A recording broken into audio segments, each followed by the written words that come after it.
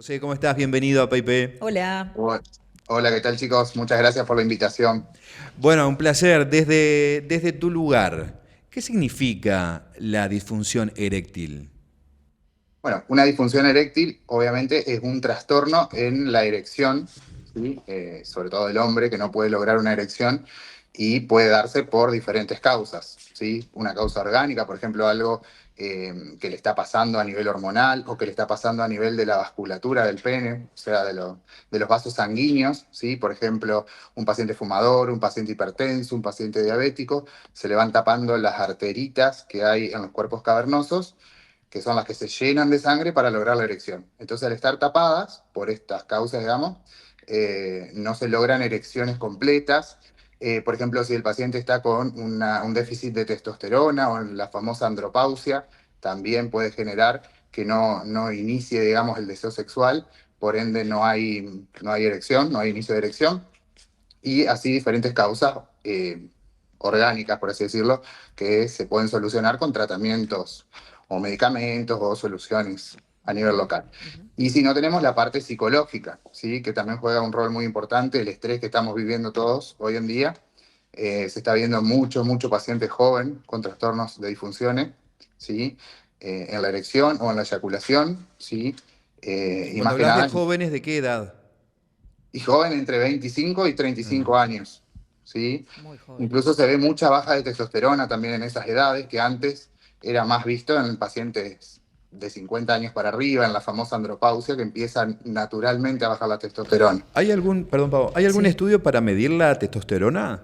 Sí, se hace el laboratorio de sangre Ah, bien completo. Sí, sobre todo no solamente se pide testosterona, sino que se pide serotonina, que es la hormona del estado de ánimo, que también si está baja puede influir en el deseo sexual y en la respuesta sexual.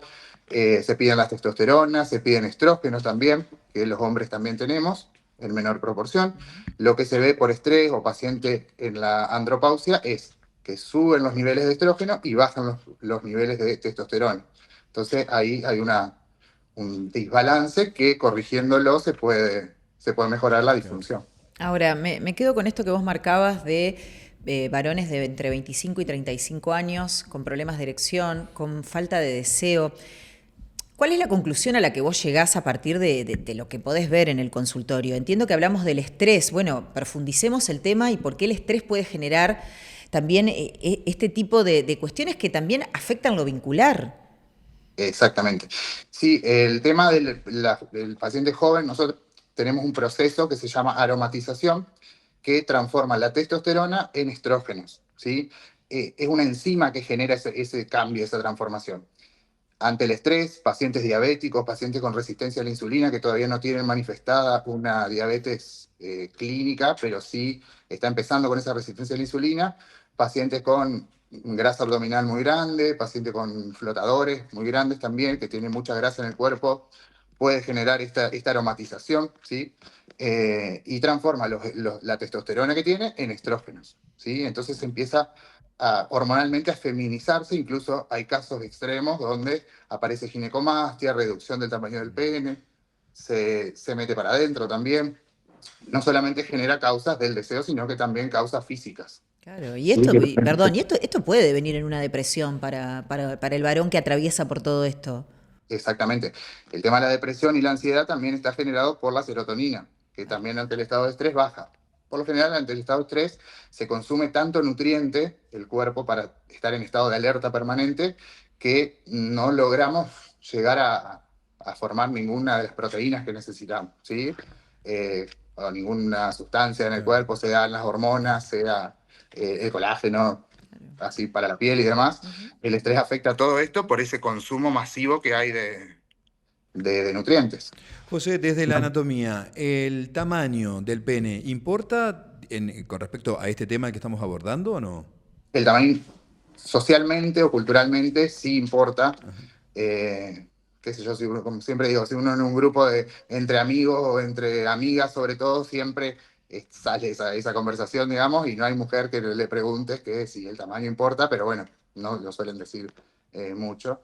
En realidad físicamente no importa el tamaño, sí, cuando hay un tamaño que estamos hablando de un micropene, sí que ya son como medidas extremas, o pacientes por ahí con obesidad que tienen mucha grasita en el pubis, también suelen Sí, generarse pero esos micropenes. pensando si hay alguna estadística en cuanto depende el tamaño del pene, si puede llegar a haber disfunción eréctil o no.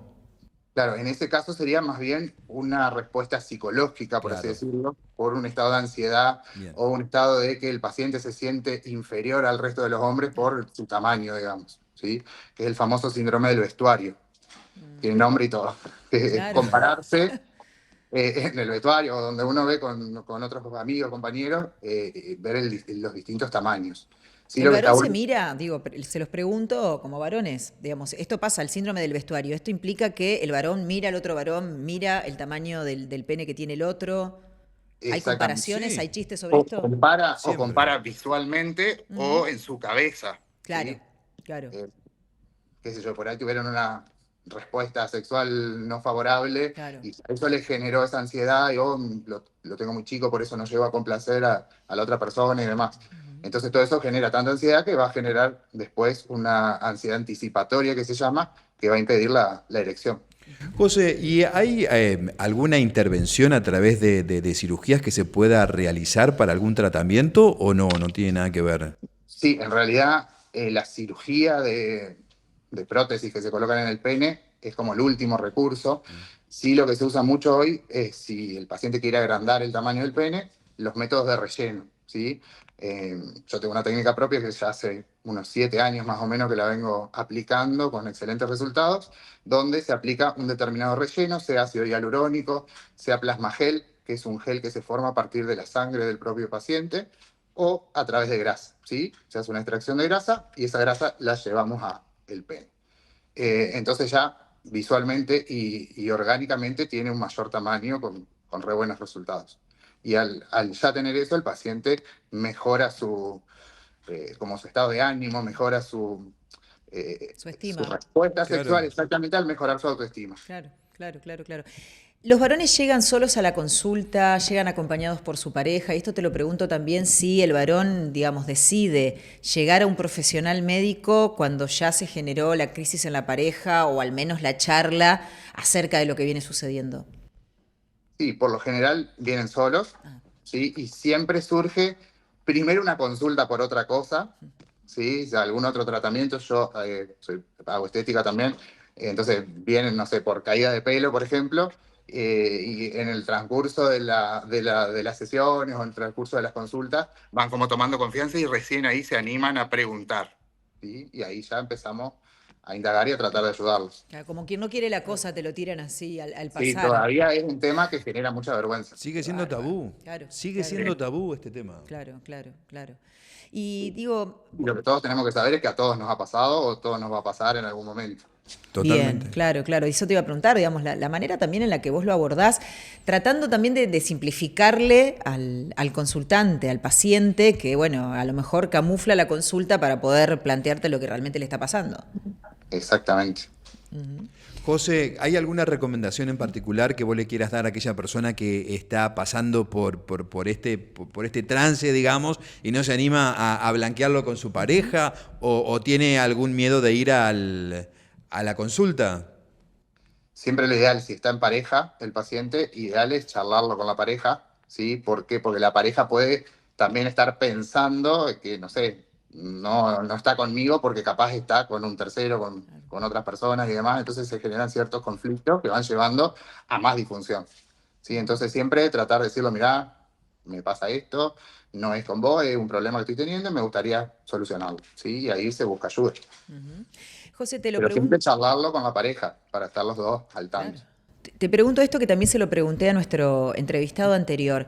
El hecho de que haya drogas que ahora le garantizan al varón tener una erección, ¿a ustedes los ayuda o los complica al momento de diagnosticar o de abordar la problemática?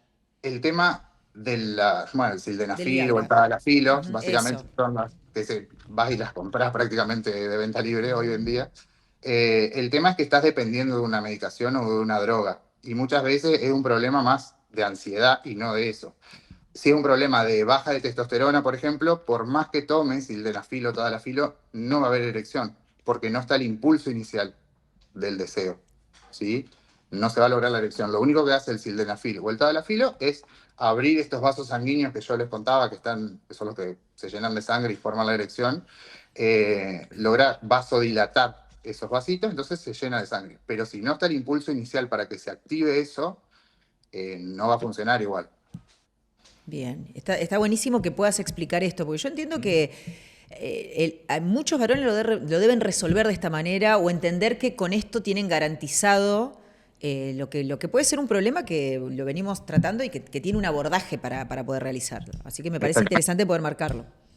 Otra de las causas hoy en día son las drogas también. Hay drogas que generan esta disfunción eréctil también mientras estás consumiendo, o el uso crónico de determinadas drogas también lleva a generar disfunción eréctil. El famoso finasteride, que también se usa para la caída de pelo, que también lo que hace es revertir a la testosterona para que no se caiga el pelo.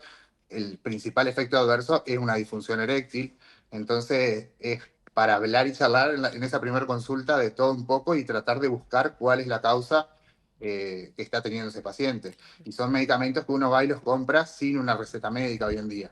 Y está mal porque capaz ese paciente no tiene indicación de ese medicamento y está ahí trabajando sobre las hormonas y haciendo una revolución. Eso me parece Claro. importante también y me parece muy valioso esto que marcás. Y empezar a hablar también de las hormonas de los varones, porque siempre que uno hace referencia a lo hormonal, se vincula. Las mujeres tenemos otro registro del hormonal, vamos teniendo un registro de cómo cambian nuestras hormonas y cómo eso incide en nuestro cuerpo. Y a los varones también les pasa, digo, el varón que a lo mejor, que por una cuestión a veces también hormonal, empieza a tener su problema de calvicie y, viste, por resolver eso, termina complejizando otros cuadros. Bueno, Y que sigue abrir siendo el cultural tema. también. Claro, exactamente, abrir el Sí, tema sin y que el duda. varón también pueda tener información acerca de los cambios que su cuerpo va presentando y en función de eso ver qué se puede hacer.